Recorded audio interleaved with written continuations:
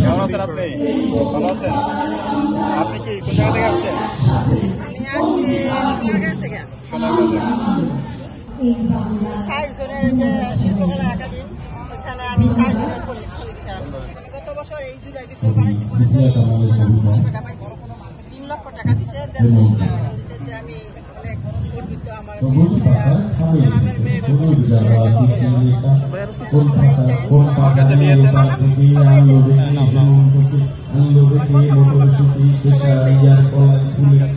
কত করে বিক্রি করেন? এটা আমার টাকা জাদুঘরে যাইব, এটা 30,000 টাকা অর্ডার। এটাতে আমি একটা পুরস্কার ছিলাম, এক জাদুঘরে নিছে। এটা কি আমার আছে, আছে 1500 টাকা আছে।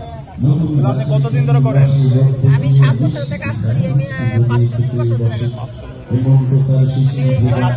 আপনার লিগাসি কে ধরবে? আপনার সাথে এখন আর কে কে আছে? মেয়ের আছে, মেয়েরা যে জাদুঘরে দোকান চলে গেছে, আমি আইসা করছি।